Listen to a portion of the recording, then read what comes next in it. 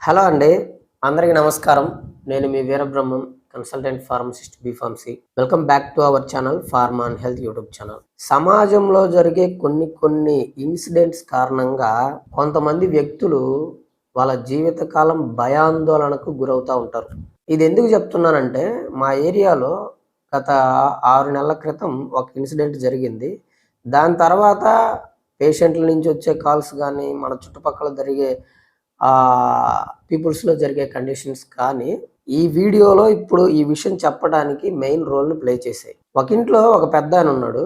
60 సంవత్సరాలు పైన ఉంటది ఏజు. పొద్దున్నే లేచి 5 గంటలకి వాష్‌రూమ్‌కెళ్ళాడు. వాష్‌రూమ్‌కెళ్ళిన తర్వాత అక్కడే ఆయన పడిపోయాడు. సో, చనిపోయాడు. వీళ్ళెవరు కూడా చూడలేదు ఇంట్లో వాళ్ళు.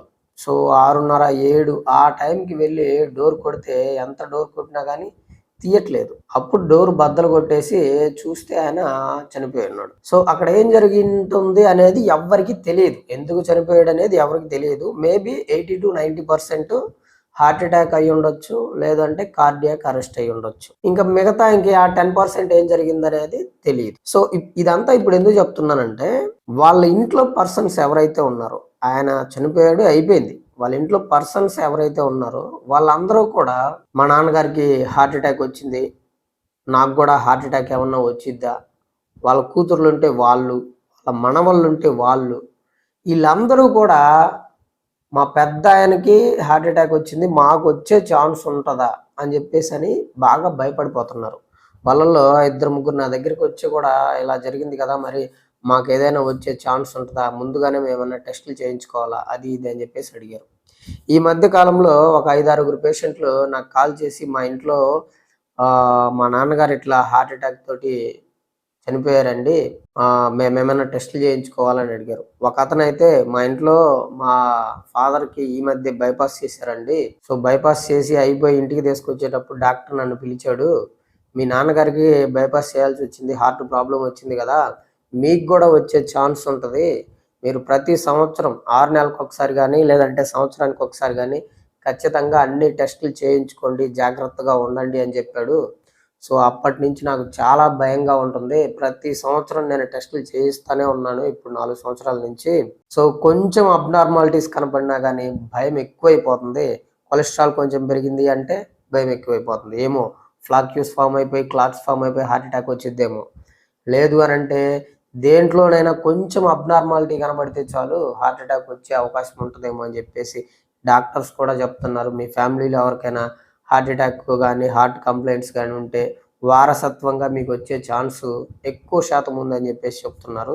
ఇది ఎంతవరకు నిజం అని చెప్పేసి చాలామంది భయపడుతున్నారు. ఈ క్వెషన్‌కి ఆన్సర్ కోసం చూస్తున్నారు. సో, మీ అందరికీ నేనొక విషయం చెప్పాలి. ఏంటంటే 2023 జూన్‌లో గుజరాత్‌లో డాక్టర్ గౌరవ్ గాంధీ గారని ఒకాయనున్నారు. చాలా మంచి డాక్టర్, కార్డియాలజిస్ట్. 16,000 హార్ట్ సర్జరీస్ చేశారాయన. అయితే సడెన్‌గా ఆయన హార్ట్ అటాక్ తోటి చనిపోయారు 2023 జూన్‌లో. మన తెలుగు వాళ్ళకి పెద్దగా ఆయన తెలిసి ఉండకపోవచ్చు. బట్ ఫీల్డ్‌లో ఉన్న వాళ్ళకి, మెడికల్ ఫీల్డ్‌లో ఉన్న వాళ్ళకి చాలా మందికి తెలుసు. ఇక్కడ నా క్వెషన్ ఏంటంటే 16,000 హార్ట్ సర్జరీస్ చేసి హార్ట్ గురించి అంత బాగా తెలిసిన కార్డియాలజిస్టే ముందుగా హార్ట్ అటాక్ వచ్చిద్దా రాదా అనేది కనిపెట్టలేకపోయాడు పాపం. ఆయన ప్రాణాన్ని ఆయనే కాపాడుకోలేకపోయాడు. అసలు ఎందుకు హార్ట్ అటాక్ వస్తుంది, హార్ట్ డిసీజెస్ వస్తున్నాయి అనే దానికి ముందుగానే మనం ఏదైనా టెస్టులు చేయించుకొని కానీ, లేదు అంటే ఇంకా అడ్వాన్స్డ్ టెక్నాలజీ కానీ అలాంటివి ఏమీ అయితే రాలేదు. అంటే రేపు హార్ట్ అటాక్ వచ్చే ఈరోజు తెలియటానికి, సంవత్సరం తర్వాత ఏమన్నా హార్ట్ అటాక్ గానీ, హార్ట్ డిసీజెస్ కానీ ఏమన్నా వస్తాయా అనే దానికి ముందుగానే కనిపెట్టడానికి టెక్నాలజీ అయితే ఏమీ లేదు. మీరు ముందుగానే డాక్టర్స్ చెప్పారనో, వాళ్ళ ప్రోటోకాల్ ప్రకారము, హాస్పిటల్ ప్రోటోకాల్ ప్రకారము టెస్టులు చేయిస్తే అదొక బిజినెస్.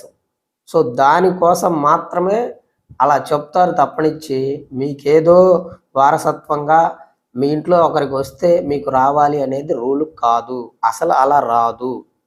మరి హార్ట్ అటాక్ రావడానికి, హార్ట్ డిసీజెస్ రావడానికి ముఖ్య కారణం ఏంటి? డాక్టర్ బిఎం హెగ్డే గారు. ఈయన కార్డియాలజిస్ట్.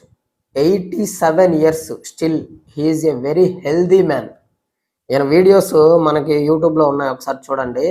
చాలా మంచి డాక్టరు. నేనేం చెప్తాడంటే 60 సంవత్సరాల పర్సన్కి యాంజియోగ్రామ్ తీసిన, 6 సంవత్సరాల పర్సన్కి యాంజియోగ్రామ్ తీసిన, వాళ్ళల్లో వీళ్ళల్లో ఇద్దరిలో ఫ్లాక్యూస్ ఉంటాయి, క్లాట్స్ ఉంటాయి అని చెప్తాడు. అసలు హార్ట్ అటాక్ వచ్చేది, హార్ట్ డిసీజెస్ వచ్చేది ఈ కొలెస్ట్రాల్ పెరగటం వలనో లేదు అంటే క్లాట్స్ ఫామ్ అవటం వలనో కాదు. అవి రావడానికి ముఖ్య కారణం నీ మైండ్ అనేది ప్రశాంతంగా లేకపోవటమే. ఎక్కువగా స్ట్రెస్ ఫీల్ అవటం, యాంగ్జైటీ ఫీల్ అవటం, డిప్రెషన్లోకి వెళ్ళటం, ఫియర్ తోటి ఉండటం, ప్రతి దానికి భయపడటం, ఇలాంటి కారణాల వల్లే హార్ట్ డిసీజెస్, హార్ట్ అటాక్లు వస్తున్నాయని చెప్పేసి ఫేమస్ కార్డియాలజిస్ట్, నేను చెప్పేది కదండి ఇది, famous cardiologist doctor BM Hegde గారు చెప్తున్నారు. ఆయన వీడియోస్ ఒకసారి చూడండి.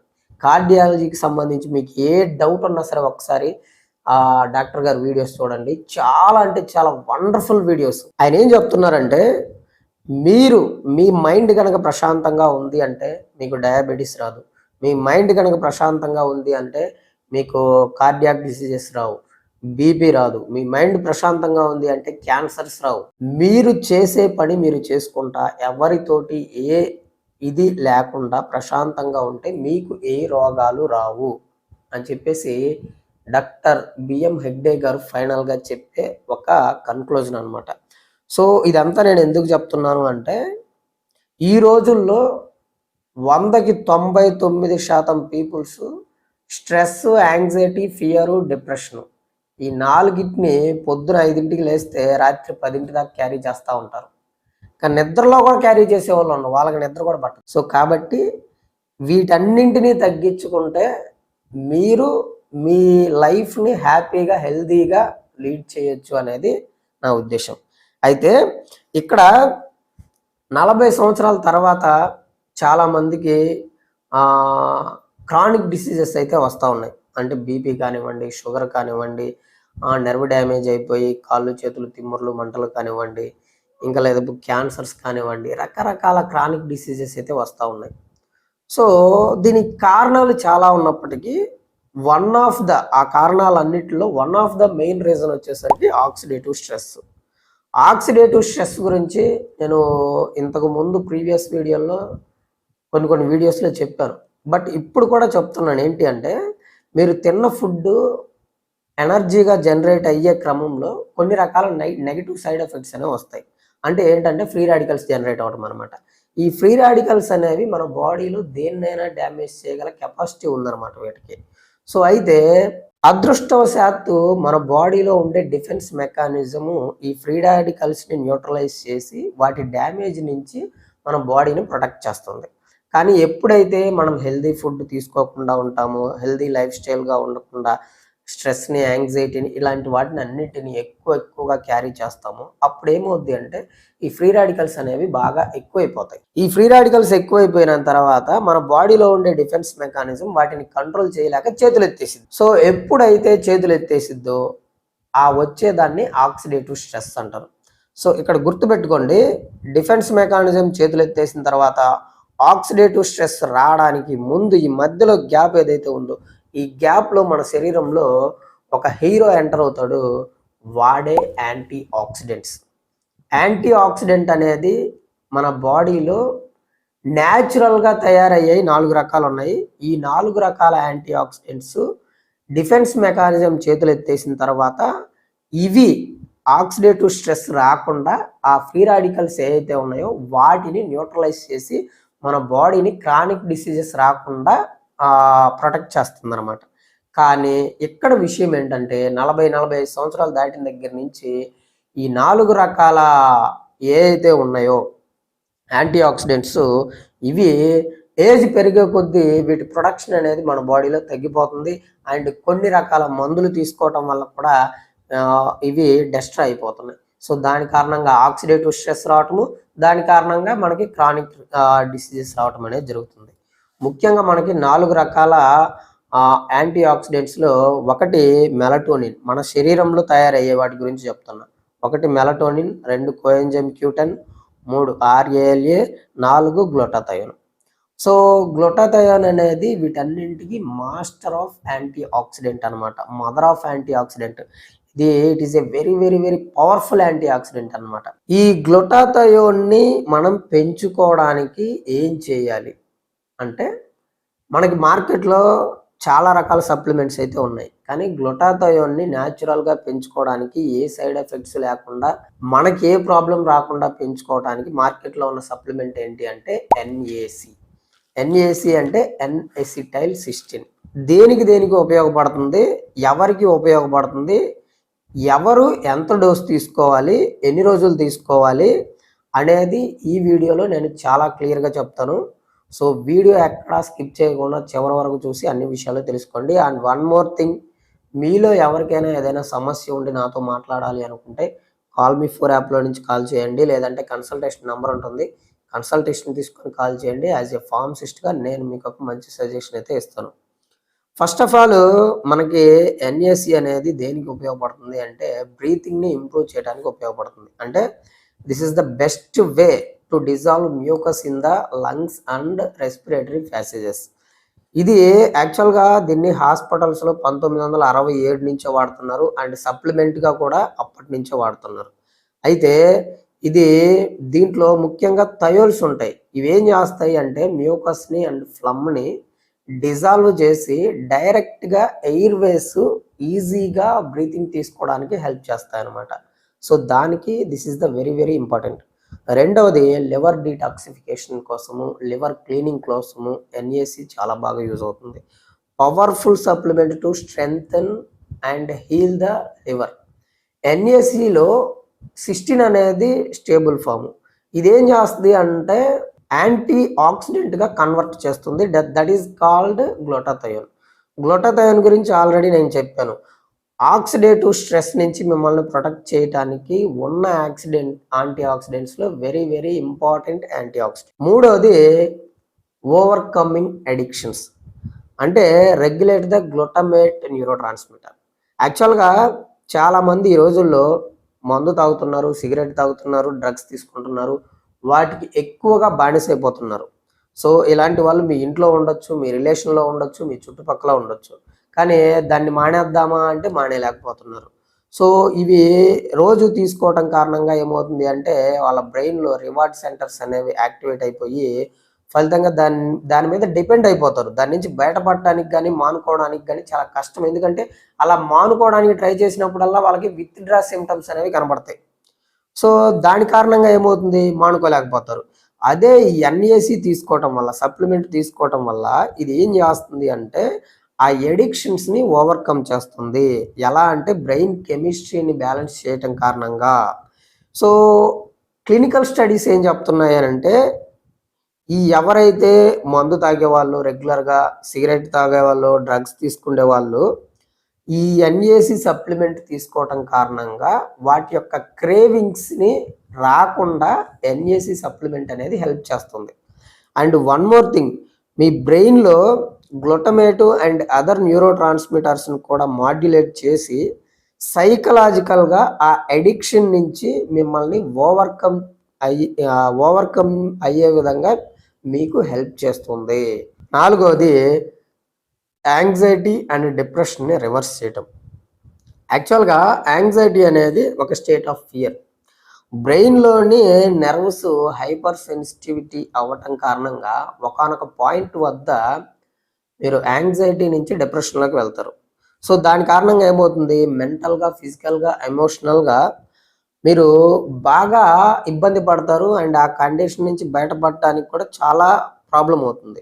సో ఈ ఎన్ఏసి తీసుకోవటం కారణంగా ఇది గ్లూటాథయోన్ అనే యాంటీ ఆక్సిడెంట్స్‌ని బూస్ట్ చేయటం కారణంగా ఏమవుద్ది అంటే అది మీ బ్రెయిన్‌ని రిపేర్ చేసి యాంగ్జైటీ అండ్ డిప్రెషన్ నుంచి మిమ్మల్ని బయటికి తీసుకొస్తుంది. So 5 skin health. Anti ageing ప్రాపర్టీని కలిగి ఉంటుంది ఈ ఎన్ఏసి సప్లిమెంట్. యాక్చువల్‌గా చెప్పాలంటే ఒక 40 సంవత్సరాలు దాటిన తర్వాత చాలా మందిలో స్కిన్ అనేది బాగా సాగిపోవటము, లేదంటే ముడతలు పట్టడము ఇలాంటివి మనం చూస్తూ ఉంటాం. దానికి కారణం ఏంటో తెలుసా? స్కిన్‌లోని సెల్స్ అనేవి ఫ్రీ రాడికల్స్ డ్యామేజ్ కారణంగా అలా అవుతాయి అన్నమాట. కొంతమందికి అయితే స్కిన్ ఇన్ఫ్లమేషన్ వచ్చి ఏసీఎన్ఈ రావటము, పింపుల్స్ రావటము, సోరియాసిస్ రావటము, ఎగ్జిమా రావటము ఇలాంటి కండిషన్స్ అన్నీ ఉంటాయి. దానికి కారణం ఏంటి అంటే మీకు యాంటీ ఆక్సిడెంట్స్ తక్కువ అవటం. సో మీరు యాంటీ ఆక్సిడెంట్ పెంచుకోవాలి అని మీ బాడీ సిగ్నల్ ఇస్తుంది అని అర్థం. అంటే లైక్ విటమిన్ సి కానీ, విటమిన్ ఈ కానీ, ఈ గ్లూటాథయోన్ కానీ, అంటే ఎన్ఏసి సప్లిమెంట్స్ కానీ తీసుకోవటం కారణంగా ఏమవుతుంది అంటే ఈ very very very most powerful anti oxidant లాగా పనిచేసి మీకు ఈ స్కిన్ కండిషన్స్ అన్నింటినీ రివర్స్ చేయడమే కాకుండా మీ ఏజ్ని కూడా స్లో చేస్తుంది అనమాట ఈ ఎన్ఏసి అనే సప్లిమెంట్. తర్వాత ఆరోది ప్రివెంటింగ్ హార్ట్ డిసీజెస్. గుర్తుపెట్టుకోండి, నేను ఆల్రెడీ మీకు వీడియో స్టార్టింగ్లోనే చెప్పాను. యాక్చువల్గా ఇక్కడ వరల్డ్ వైడ్గా ఇప్పుడు రిపోర్ట్ అవుతున్న డెత్ కేసెస్లో హార్ట్ డిసీజెస్ కారణంగా అయ్యే డెత్ ఎక్కువగా ఉన్నాయి, ఫస్ట్ ప్లేస్లో ఉంది. దానికి కారణం ఏంటో తెలుసా? ఇన్నర్ లేయర్స్లో ఉండే ఆర్టరీస్లో ఫ్లాక్యూస్ కానీ లేదంటే క్లాట్స్ ఫామ్ అవటం వల్ల కానీ మీకు ఈ ప్రాబ్లమ్స్ అనేవి జరుగుతున్నాయి అంటారు. బట్ గుర్తుపెట్టుకోండి, క్లాట్స్ ఫామ్ అవటము, ఫ్లాక్యూస్ ఫామ్ అవటము వన్ ఆఫ్ ద రీజన్, కానీ అదే మెయిన్ రీజన్ అయితే కాదు. దానికి ఇందాక నేను చెప్పినట్టు స్ట్రెస్ ఇవన్నీ కూడా చాలా కీ రోల్ ప్లే చేస్తాయి. అయితే ఎన్ఏసి ఏం చేస్తుంది అని అంటే మీకు ఆర్టరీస్లో ఫ్లాక్యూస్ కానీ క్లాట్స్ కానీ ఫామ్ అవ్వకుండా ఆక్సిడేటివ్ స్ట్రెస్ నుంచి మీ గుండెని కాపాడుతుంది. తర్వాత 7వది fertility. NAC supplement both male and ఫిమేల్లో చాలా బాగా ఉపయోగపడుతుంది. అది ఎలాగా అంటే ఆక్సిడేటివ్ స్ట్రెస్ నుంచి, ఆక్సిడేటివ్ డ్యామేజ్ నుంచి రీప్రొడక్టివ్ సిస్టమ్ని కాపాడుతుంది. మగవాళ్ళల్లో అయితే టెస్టోస్టెరాన్ హార్మోన్ లెవెల్స్ని ఎన్హాన్స్ చేస్తుంది, స్పెర్మ్ యొక్క కౌంట్ని అండ్ క్వాలిటీని ఇంప్రూవ్ చేస్తుంది. అదే ఆడవాళ్ళలో అయితే మెన్స్ట్రువల్ సైకిల్ని రెగ్యులేట్ చేసి ఓవలేషన్ని ఇంప్రూవ్ చేస్తుంది. ఎస్పెషల్లీగా ఎండోమెట్రియాసిస్ ప్రాబ్లం ఉన్న వాళ్ళు, పీసీఓఎస్ ప్రాబ్లం ఉన్న వాళ్ళకి ఇది చాలా చాలా ఉపయోగపడుతుంది. అండ్ ఫైనల్గా 8వది నేషనల్ వైడ్గా కొన్ని రకాల గేమ్స్ అయితే జరుగుతూ ఉంటాయి కదా. సో ఆ గేమ్స్లో పార్టిసిపేట్ చేసే వాళ్ళు ఈ గ్లూటాథయోన్ సప్లిమెంట్స్ తీసుకొని దాంట్లో ఎక్కువగా ఆడటానికి ఛాన్స్ ఉందన్నమాట. దీని గురించి అయితే నేను ఇప్పుడు ఏం చెప్పట్లేదు, ఎందుకంటే ఆ సబ్జెక్టు కొంచెం పెద్దది అండ్ దాని గురించి మనకి ఎవరు అడగట్లేదు కాబట్టి నేను చెప్పట్లేదు. సో అయితే మరి ఎన్ఏసి సప్లిమెంట్ డోసేజ్ ఎలా ఉంటుంది, ఎవరు తీసుకోవాలి, ఎంత డోస్ తీసుకోవాలంటే జనరల్ వెల్నెస్ కోసము 600 mg ఫర్ డేకి తీసుకోవచ్చు దీన్ని. అయితే లివర్ డీటాక్సిఫికేషన్ కోసం కానీ లేదు అంటే ఇమ్యూనిటీ సపోర్ట్ కోసం కానీ అయితే 1200 నుంచి 1800 మిల్లీగ్రామ్స్ పర్ డే వరకు తీసుకోవచ్చు. అదే మెంటల్ హెల్త్ కోసం అయితే for example depression, anxiety, OCD ఇలాంటి వాళ్ళ కోసం వాడే వాళ్ళు అయితే 2400 నుంచి 3000 మిల్లీగ్రామ్స్ వరకు పర్ డే తీసుకోవచ్చు. కానీ గుర్తుపెట్టుకోండి, వెరీ వెరీ వెరీ ఇంపార్టెంట్, దీన్ని మాత్రం డాక్టర్ల పర్యవేక్షణలో మాత్రమే తీసుకోవాలి. డాక్టర్ ప్రిస్క్రైబ్ చేస్తే మాత్రమే మీరు తీసుకోవాలి. తర్వాత లంగ్స్ అండ్ రెస్పిరేటరీ సపోర్ట్ కోసం ఈ ఎన్ఏసి తీసుకోవాలి అనుకునే వాళ్ళు, like chronic obstructive pulmonary diseases అలాంటి వాళ్ళు అయితే 1200 మిల్లీగ్రామ్స్ పర్ డే వరకు తీసుకోవచ్చు అనమాట. అయితే గుర్తుపెట్టుకోండి, మీరు మీకున్న ప్రాబ్లంను బట్టి డోస్ అనేది లో డోస్ నుంచి స్టార్ట్ చేసుకొని మీ రిక్వైర్మెంట్ని బట్టి దాన్ని స్లోగా ఇంక్రీజ్ చేసుకోవటం అనేది బెటర్ అనమాట. మరి ఎప్పుడు తీసుకోవాలి, ఏ టైంలో తీసుకోవాలి అని అంటే అది కూడా మీరు తీసుకునే పర్పస్ని బేస్ చేసుకొని ఉంటుంది. ఫర్ ఎగ్జాంపుల్ మీరు లివర్ డీటాక్సిఫికేషన్ కోసము, ఇమ్యూనిటీ సపోర్ట్ కోసం తీసుకునే వాళ్ళైతే మార్నింగ్ తీసుకోండి. అదే మెంటల్ హెల్త్ కోసము, స్లీప్ కోసము ఇలాంటి ప్రాబ్లమ్స్ కోసం అయితే నైట్ తీసుకోండి అనమాట. అది ఇంకా ఏదైనా మీకు ఈ వీడియోలో డౌట్ ఉంటే కామెంట్ చేయండి, లేదు అంటే కాల్ మీ ఫర్ యాప్లో నుంచి కాల్ చేయండి. నేను మీ డౌట్స్ క్లియర్ చేస్తాను, లేదంటే కన్సల్టేషన్ తీసుకొని కాల్ చేయండి. సో అంతవరకు సెలవు మరి. నమస్కారం. నేను మీ Veerabrahmam, consultant pharmacist, B pharmacy.